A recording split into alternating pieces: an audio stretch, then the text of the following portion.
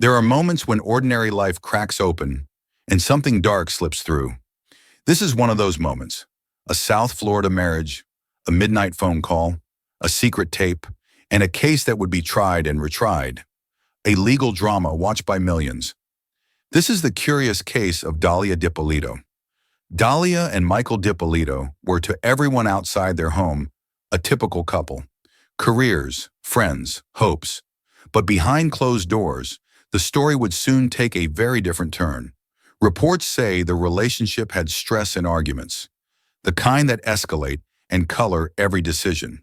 Those tensions would become the fuel for what came next. The catalyst, according to prosecutors, was a shocking request. Dalia allegedly sought someone to kill her husband. The hitman she contacted? Not a criminal at all, but an undercover Boynton Beach police officer. The meetings were recorded. The conversations, once private, would become the state's central evidence.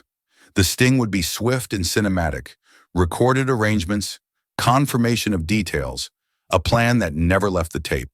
When police moved in, the arrest was captured on camera and later aired on television. For viewers, it looked like a true crime script.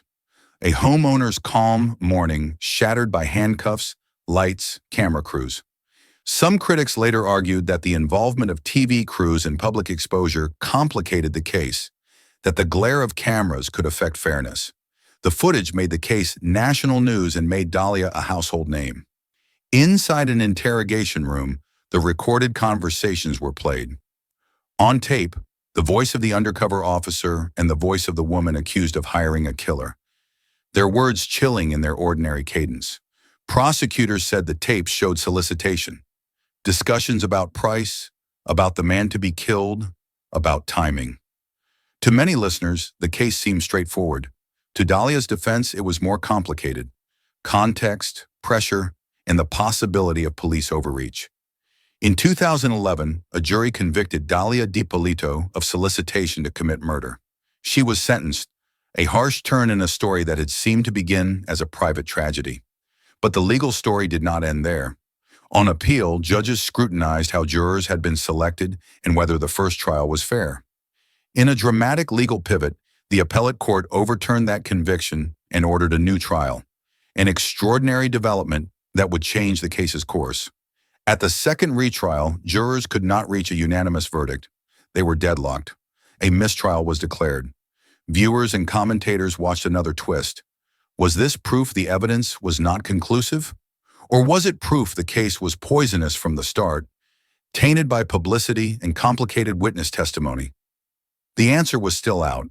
The state tried the case yet again in 2017.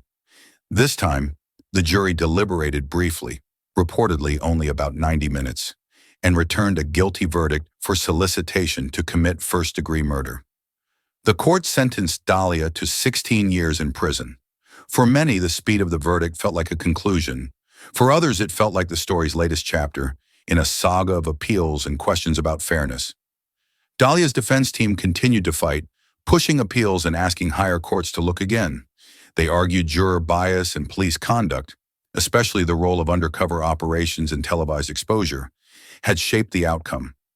In 2019, the state appeals court largely upheld the 2017 conviction, and requests to the Florida Supreme Court and U.S. Supreme Court were declined. The legal avenues narrowed. So what did the tapes actually show? Many listeners hear a woman bargaining for a crime. Others hear a person under pressure, speaking in ways she claims were not meant literally. Was this entrapment, the kind of situation where undercover officers push someone toward a crime they otherwise might not commit? Or was it genuine solicitation? Courts wrestled with those questions, and different juries reached different answers. The public, too, was split. There's another element that shadows the case: the presence of television crews. The arrest footage aired on reality police programming, and critics argued the exposure influenced juror attitudes and public perception. When the glare of cameras becomes part of the investigation, can a defendant get a fair trial? Judges and appeals courts spent years answering that exact question in this very case. Beyond the legal filings and press cycles are real people. Michael Dippolito, the man at the center of the alleged plot, watched the events unfold. testified at later hearings, and his life was altered forever. Dalia, once free and then under house arrest, then jailed, spent years moving through courts, bonds, and appeals. Their families, their privacy, their reputations, all were collateral in a legal war that stretched across a decade. The Dalia Dippolito case is more than a sensational headline. It forces us to ask hard questions about undercover policing, about media and high-profile investigations, and about how justice works when emotions run high and cameras are rolling. It shows how a single arrest can spiral into years of litigation, and how different juries can reach different conclusions from the same evidence. In the end, the curious case of Dalia Dippolito resists a clean moral. There are facts on tape, there are verdicts in court, and there are arguments in rooms where judges decide what a fair trial should look like. The truth, like most truths in cases of love, anger, and alleged violence, sits in fragments. A recording here, a testimony there, the long shadow of cameras that watched it all. If you're left with one question tonight, let it be this. When private desperation meets public spectacle, where does justice stand?